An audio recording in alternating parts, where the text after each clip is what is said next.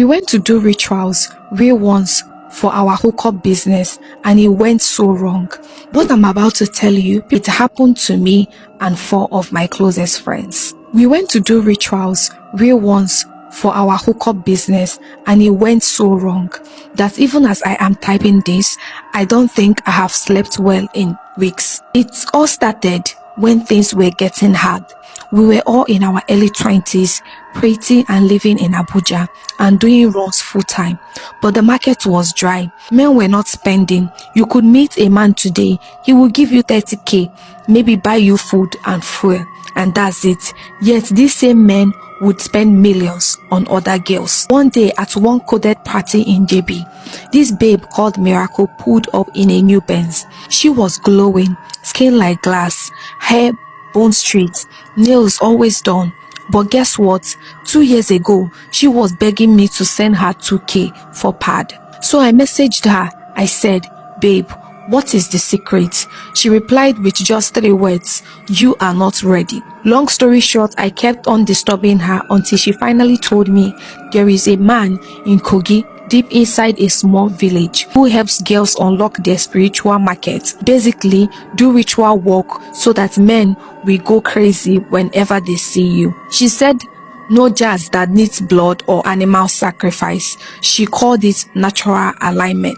Me and my 5 friends decided to go. 5 of us all broke, all tired and desperate. When we got there, the man wasn't what I expected. He was just a normal person. He looked like somebody's grandpa. He gave us food, let us rest, then told us what we needed to do. To become priceless to men, you must first become worthless. We were confused, but he explained. He said that we will be buried alive for 3 days. He said it was part of the spiritual cleansing, that once we died to the world would fear and obey us. We thought it was metaphor, but it wasn't. That night, 4 local men came and dug shallow graves. They laid us with white clothes inside and told us to lie down. My heart was pounding like drum. I was shaking, but everyone else was pretending to be strong. So I didn't want to be the one that is weak. They laid each of us down, then placed a white calabash on our chest. They covered us with soil up to our necks. Only our heads were sticking out. Then they put clay mask on our faces and tied red strings around our neck. We couldn't move, we couldn't scream, and the worst part, they left us all alone in that bush. The first night I was hearing things in the trees, something burning my legs under the soil. I couldn't sleep and I couldn't even cry. My other friend was the first to panic. Around 2 a.m., she started shouting, please let me out. I am sorry, but I can't do this anymore. But nobody came. By morning, ant had bitten one of my friend's neck so bad and it swelled up like yam. My other friend had passed out at some point and we thought she died. Day 2, it rained very heavy and everywhere was cold. The soil turned to mud. I felt like I was drowning in my own grave. My skin was wrinkled, pale, and my fingers went numb. We were buried like that for 3 days. No food, no bath, just water poured into our mouths. On the 3rd night, they dug us out. We couldn't stand. Our legs didn't even move for hours. The man brought us into his shrine and said, now you are no longer ordinary girls. Men will pay any price for your presence. But remember, never touch a man's blood. Never enter a man's house where a child has died. Never speak of this to anyone who will laugh at it. We didn't understand, but we agreed. We just wanted to leave that place fast. Do you know the scary part? It actually worked. Within 2 weeks, my phone started ringing like mad. Clients from nowhere were offering crazy money. One man flew me to Senegal just to spend 2 nights. He paid me $7,000. My other friend got a client who bought her a duplex in Lekki. The other one was taken to Turkey for shopping and came back with luxury bags. Men would literally kneel down and beg to sleep with us.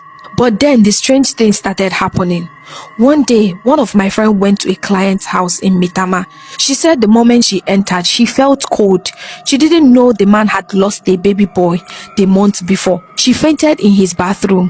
When she woke up, her eyes were red like blood and her voice was different. For 3 days, she couldn't speak English or Igbo. She was just making strange noises. When she finally came back to herself, she said she saw a small boy in white sitting on her chest all night. We told her not to panic, just follow the rules. Then the other of my friend broke another rule.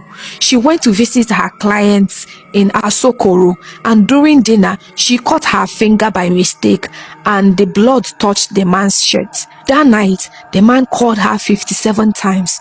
He said she was inside his dream, standing at the edge of his bed, smiling. He said he woke up and his nose was bleeding. The next day, he was found dead in his car.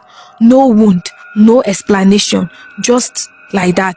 My friend was arrested. She stayed in cell for 2 weeks.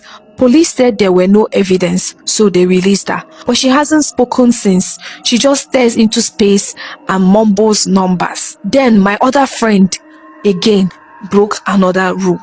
She told her new boyfriend about the ritual and he laughed at it and said, "You guys are mad." That same night, he ran mad, naked, screaming her name in her streets. My other friend was the next. She started dreaming of her own grave every night. Same dream, she is lying down in the bush and someone is trying to dig her back into her grave. Then she woke up one morning and her legs were stiff. She couldn't walk. Doctor said it had something to do with her bones, but I knew better. Now it's just me. I haven't broken any of the rules yet, but I am not okay.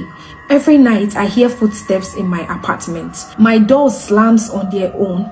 I will look in the mirrors and I will see shadows behind me. Yesterday I saw a small handprint on my bathroom mirror, but I live alone. I tried to go back to the man, but they said he is dead, that he died in his sleep last month. Now we are stuck, no way out. Sometimes I wonder if it was worth it. Yes, we are rich now, but none of us are free.